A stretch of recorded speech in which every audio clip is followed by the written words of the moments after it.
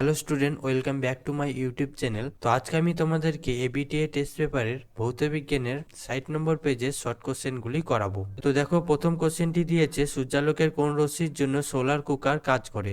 তো এখানে চারটি অপশন দিয়েছে। প্রথম অপশনটি দিয়েছে গামা রে, তারপরে অপশনটি দিয়েছে আইআর রে, যেটাকে আমরা অবলোহিত রশ্মি বলি। তারপরে অপশন দিয়েছে ইউভি রে, যেটাকে আমরা অতিবেগুনি রশ্মি বলি। তারপরে একটি অপশন দিয়েছে ভিআইএস রে। তো এখানে রাইট অ্যান্সার হয়ে যাবে আইআর রে, অর্থাৎ অবলোহিত রশ্মি, যেটার জন্য সোলার কুকার কাজ করে। তারপরে কোশ্চেনটি দিয়েছে পি চাপ ও টি তাপমাত্রায় ভি আয়তন হাইড্রোজেন গ্যাসের অণুর সংখ্যা এক্সটি হলে একই চাপ ও উষ্ণতায় 3v আয়তন এখানে মিথেন গ্যাসের অণুর সংখ্যা কত হবে, এটা আমাদের জানতে চেয়েছে। তো এখানে চারটি অপশন দিয়েছে, এই চারটি অপশনের মধ্যে কোনটা রাইট অ্যান্সার হবে আমরা একটু কোষে দেখে নেব। তো আমরা জানি যে পিভি সমান সমান হচ্ছে এনআরটি। তো এই ক্ষেত্রে আমাদের বলেছে দেখো চাপ আর উষ্ণতা এই দুটোকে স্থির রাখতে বলেছে, তাহলে আমরা এখান থেকে পেয়ে যাচ্ছি। আর আরটা তো নিজেই ধ্রুবক হয়, তাহলে এখান থেকে আমরা ভি প্রপোর্শনাল টু এন পাচ্ছি। তাহলে এখানটা এবার আমাদের বলেছে যে আয়তনটা ভি আর এখানে অণুর সংখ্যাটা বলেছে এক্সটি। তাহলে এবার যদি এই ভিটা যদি 3v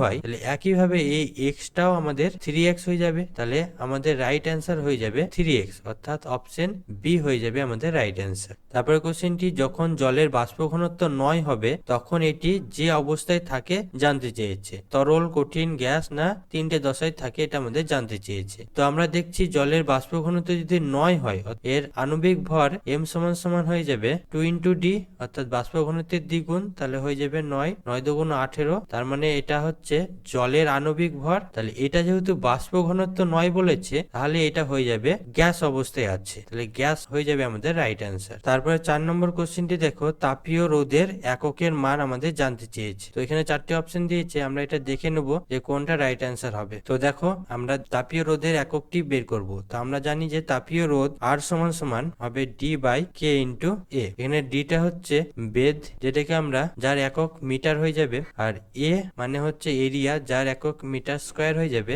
আর এখানে কেটা হয়ে যাবে তাপ পরিবাহিতা, যার ইউনিট হয়ে যাবে W kelvin inverse metre inverse. তো এই মানগুলো যদি আমরা এখানে বসাই, তাহলে হয়ে যাবে M by watt into kelvin minus 1 into metre minus 1 into এখানে আমাদের মিটার স্কোয়ার আছে, তাহলে মিটার স্কোয়ার। তাহলে এখানে এই এম আর একটা এর স্কোয়ার কেটে 1 হবে। তো এবার থাকলো 1 by W K minus 1 M minus 1 আর হচ্ছে এম প্লাস 1। তো এবার হয়ে যাবে 1 বাই ডাব্লু কে মাইনাস 1 আর M to the power minus 1 plus 1। তার মানে 1 by W K minus 1 M to the power 0 হয়ে যাবে। তাহলে এটা হয়ে যাবে 1 বাই ডাব্লু কে মাইনাস 1 আর এম টু দি পাওয়ার 0 মানে হয়ে যাবে 1। তাহলে এটার অ্যান্সার ডাব্লু যদি উপরে যায় তাহলে হয়ে যাবে ডাব্লু মাইনাস 1 ইন্টু কে। তাহলে আমাদের রাইট অ্যান্সার হয়ে যাবে option C, W minus 1 into K. তারপরে 5 নম্বর কোশ্চেনটি দিয়েছে কোনো উত্তল লেন্স থেকে 60 সেমি দূরে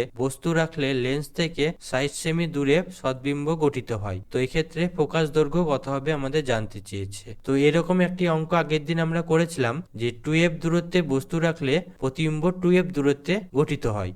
তো এই ক্ষেত্রে 60 সেমি দূরত্বে যদি আমরা বস্তু রাখি তাহলে 60 সেমিতে গঠিত হবে, সুতরাং 2f এর ভ্যালু এখানে আমাদের বলে দিয়েছে 60। তাহলে f সমান সমান হয়ে যাবে ফোকাস দূরত্ব 60 বাই 2, তাহলে অ্যান্সার হয়ে যাবে 30 সেমি। তাহলে অ্যান্সার হয়ে যাবে অপশন এ 30 সেমি। তারপরে 6 নম্বর কোশ্চেনটি দিয়েছে কোনো মাধ্যমে আলোর বেগ যদি 2.5 into 10 to the power 8 metre per second হলে ওই মাধ্যমের প্রতিসরাঙ্ক আমাদের জানতে চেয়েছে। তো এই অঙ্কটি আমরা করে নেব।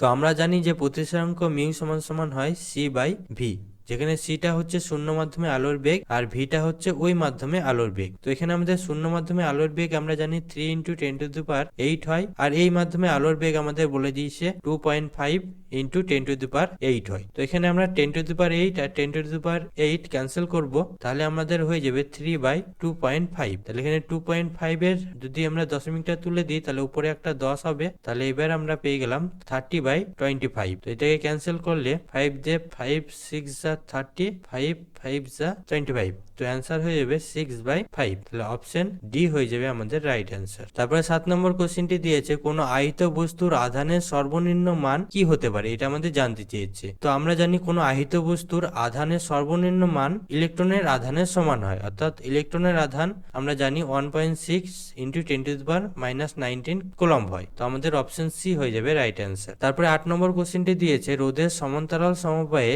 যে রাশিটি ধ্রুবক থাকে তা কোনটি। তো এখানে আমাদের রাইট অ্যান্সার হয়ে যাবে বিভব পার্থক্য। তারপরে 9 নম্বর কোশ্চেনটি দিয়েছে নিচের কোনটি ক্যান্সারের চিকিৎসায় ব্যবহার হয়। তো এটা আমাদের রাইট অ্যান্সার হয়ে যাবে কোবাল্ট-60 ক্যান্সারের চিকিৎসায় ব্যবহার হয়। তারপরে আমাদের 10 নম্বর কোশ্চেনটি দিয়েছে তরল সন্ধিগত মৌলটি হলো, দিয়ে আমাদের 4টে অপশন দিয়েছে। তো এটা রাইট অ্যান্সার হয়ে যাবে অপশন সি পারদ। তারপরে 11 নম্বর কোশ্চেনটি দিয়েছে কোন যৌগটির মধ্যে আয়নীয় এবং সমযোজী বন্ধন দুই রকমের বন্ধনই দেখা যায়। তো এখানে আমাদের 4টি অপশন দিয়েছে। তো এটা রাইট অ্যান্সার হবে NH4Cl। তো এটা কেন হয় একটু আমরা এক্সপ্লেন করব। তো NH4Cl এখানে আমরা দুটো আয়ন থাকে, একটা হচ্ছে NH4 প্লাস একটা Cl মাইনাস আয়ন, যারা আয়নীয় বন্ধনে আবদ্ধ থাকে, অর্থাৎ এদের মধ্যে আয়নীয় বন্ধন আমরা দেখতে পাচ্ছি। আর একইভাবে আবার NH4 এটার মধ্যে সমযোজী বন্ধন থাকে, অর্থাৎ নাইট্রোজেন থাকে এবং তার চারপাশে 4টি হাইড্রোজেন সমযোজী বন্ধনের দ্বারা আবদ্ধ থাকে। তো এক্ষেত্রে আমরা NH4Cl এর মধ্যে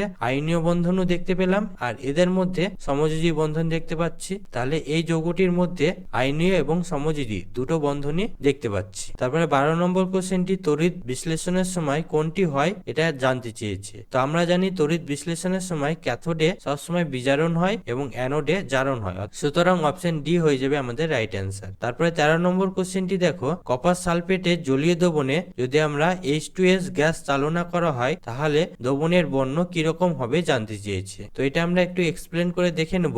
দেখো এখানে কপার সালফেট অর্থাৎ CuSO4 আর তার মধ্যে দিয়ে H2S এই গ্যাস চালনা করলে উৎপন্ন হবে CuS কিউপিক সালফাইড অধক্ষিপ্ত হবে, যেটার বর্ণই কালো হয় আর উৎপন্ন হবে H2SO4। তাহলে আমরা দেখতে পাচ্ছি এখানে কিউপিক সালফাইডের একটা অধক্ষেপ হচ্ছে যেটার বর্ণ কালো রঙের হয়। তাহলে এখানে আমাদের দ্রবণের বর্ণটি হয়ে যাবে কালো, অপশন ডি হয়ে যাবে আমাদের রাইট অ্যান্সার। তারপরে 14 নম্বর কোশ্চেনটি দেখো থার্মিট পদ্ধতিতে আগুন লাগাতে কোন ধাতু ব্যবহার করা হয়। তো আমরা এটা জানি ম্যাগনেসিয়াম ফিতা ব্যবহার করা হয়, তাহলে অপশন বি হয়ে যাবে রাইট অ্যান্সার। তারপরে 15 নম্বর কোশ্চেনটি জানতে চেয়েছে 2 কার্বন পরমাণু যুক্ত অ্যালকেনে হাইড্রোজেন পরমাণুর সংখ্যা আমাদের জানতে চেয়েছে। তো এই কোশ্চেনটি আমরা একটু এক্সপ্লেন করে দেখে নেব। তো দেখো কোশ্চেনের অ্যান্সারটি কেমন হবে। এখানে আমাদের বলেছে দুটো কার্বন, তাহলে আমরা দুটো কার্বন লিখলাম, আর এখানে আমাদের অ্যালকেন বলেছে, তাহলে এখানে আমাদের এক বন্ধন হয়ে যাবে, তাহলে আমরা এক বন্ধন দিলাম। এবার আমরা জানি কার্বনের সবসময় 4টি করে হাত থাকে, তাহলে এখানে আমাদের বাকি